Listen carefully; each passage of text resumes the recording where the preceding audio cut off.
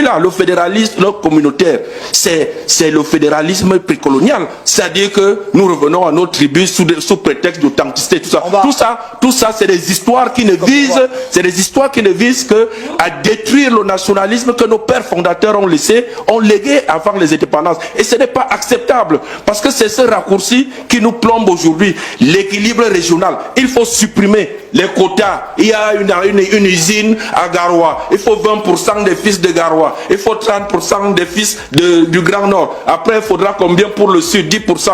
Les jeunes comme ce qu'ils attendent aujourd'hui, c'est qu'il y ait, quand on dit réforme, le grand bond vers la nation plus avancée, qu'il n'y ait plus de répartition tribale des postes, qu'il y ait l'égalité d'accès à la fonction publique, que les méritants l'emportent et que les mères de nos enfants nous dirigent. Ce qu'on reproche dans le fédéralisme communautaire, finalement, c'est quoi? Puisque nous avons apporté des solutions spécifiques pour que, ensemble, que chaque communauté... Mais on a développé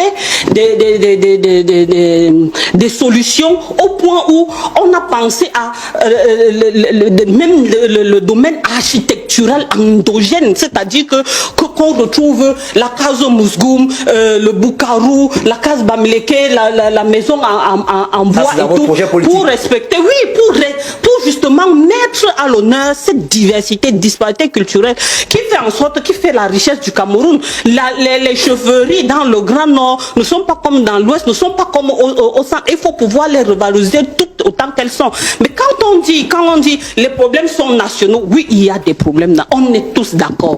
Mais je dis, l'une des choses qui fait en sorte que le Cameroun piétine, c'est de refuser de prendre en compte les spécificités.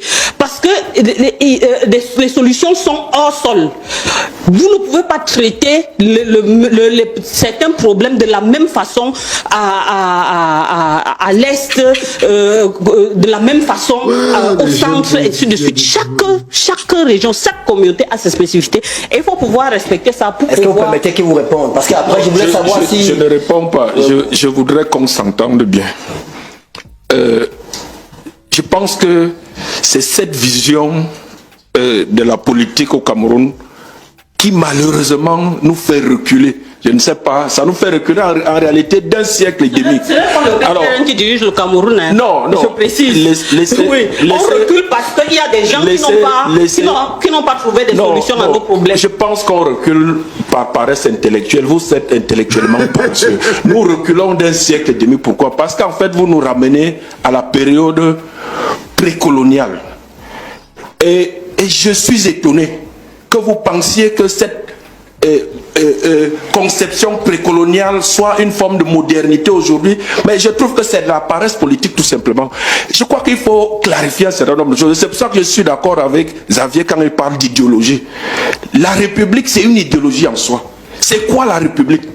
La République, comme Max Weber disait, c'est l'opposition de la fraternité de sang, de la conception de l'allégeance traditionnelle et familiale ethnique, opposition qui est une forme de communautarisme, opposition à la fraternité républicaine, qui est une assimilation et une égalité en droit et en devoir de tous. Quand on est président de la République du Cameroun, ça ne veut pas dire que la spécificité du problème de l'école de Kousséri n'a pas à être prise en compte. Ça veut tout simplement dire que on doit considérer que c'est le problème du président de la République, au même titre que tous les autres problèmes sur tout le territoire national. Puis là, le fédéralisme communautaire, c'est le fédéralisme précolonial. C'est-à-dire que nous revenons à nos tribus sous prétexte d'authenticité, tout ça, c'est des histoires qui ne visent, que à détruire le nationalisme que nos pères fondateurs ont légué avant les indépendances. Et ce n'est pas acceptable, parce que c'est ce raccourci qui nous plombe aujourd'hui. L'équilibre régional, il faut supprimer les quotas. Il y a une usine à Garoua, il faut 20% des fils de Garoua, il faut 30% des fils du Grand Nord. Après, il faudra combien pour le Sud? 10%.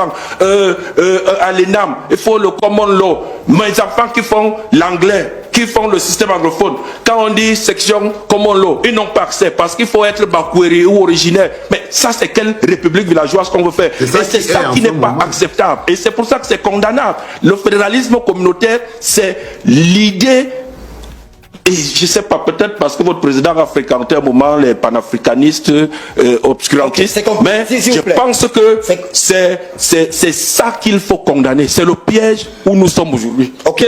Les jeunes Camerounais aujourd'hui, ce qu'ils attendent, vous l'êtes aussi, c'est qu'il y ait... Non, je suis plus jeune. Les jeunes Camerounais aujourd'hui, ce qu'ils attendent, les jeunes Camerounais, lui, il a des idées jeunes et modernes.